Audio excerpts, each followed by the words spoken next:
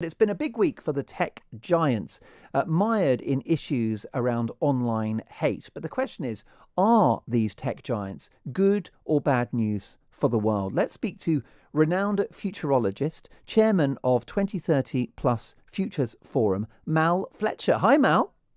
Hello, Mark. Good to hear you. It's great to have you on the show. These tech giants don't get a great press, do they? Because they are accused of interfering with our democratic processes, spreading fake news, and not paying tax. So if you're going to big up the tech companies, bit of a hard sell.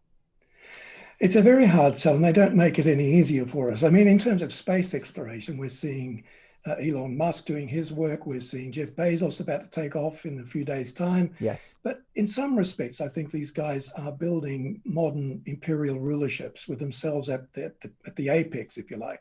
They're inventing new global hierarchies.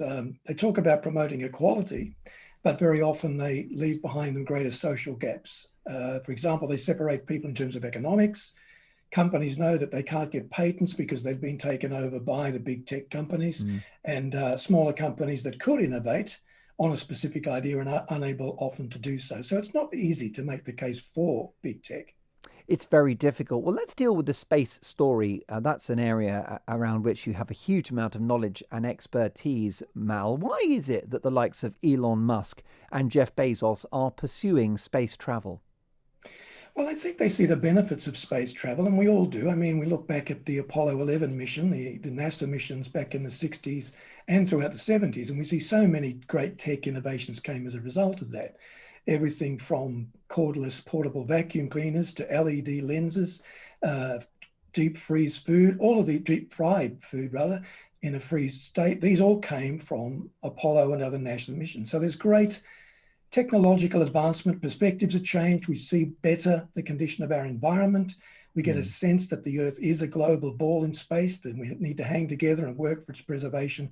All of those things are very good. My concern is, though, at the same time, big tech is going to find ways to commercialize space. So we might see Facebook and or Amazon looking for ways to park orbiting cloud farms in space, in low Earth orbit, allowing them to beam the internet to places that don't have it at present time. And for altruistic reasons, that's a very nice thing, but they're collecting data at the same time, which is their bread and butter.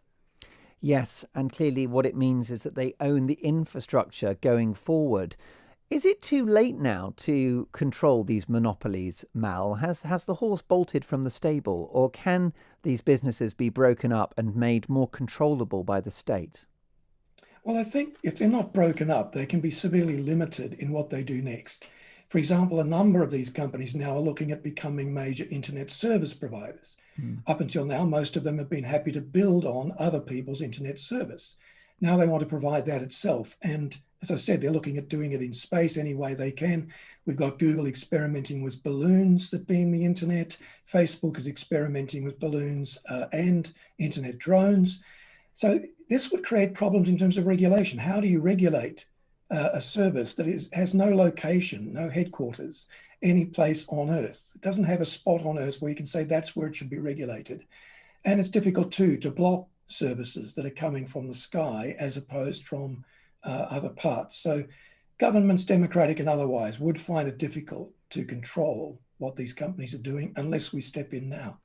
There has been pushback, hasn't there, in the UK in terms of 5G rollout, 5G infrastructure from Huawei, which is more or less a state-owned Chinese company. Can we be reassured that most of these tech giants are American, and America, of course, is a democracy? Well, America is definitely a democracy, but the big tech heads, I call them techno kings after the name given to Elon Musk recently, these techno kings are all primarily answerable to their shareholders, which is why they're not good political censors. When you have Jack Dorsey eliminating certain people from his service at the beginning of this year after the US Congress attacks, a lot of those people weren't actually inciting violence, the ones that were blocked. They may not have even been present on the day, but they were blocked because Jack Dorsey said they should be. Now, we shouldn't have that sort of political censorship from people who are not answerable to government and therefore to us. And so even the non-Chinese free democracy market, we still have real concerns about people who are not necessarily answering to government in the way perhaps they should. And you mentioned taxation earlier. Amazon saw its profits increase last year through sales during the COVID pandemic, online sales. It saw its profits go up by more than 30%, but it paid just 3% more in tax. So again, there's problems of accountability in the free market space.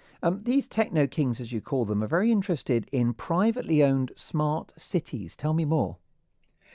Yeah, it's a new idea that's being tested out in the state of Nevada in America. A millionaire techtropreneur as I call them, decided that he wanted to own a city and to provide all of the infrastructure and services needed through his own company's apps.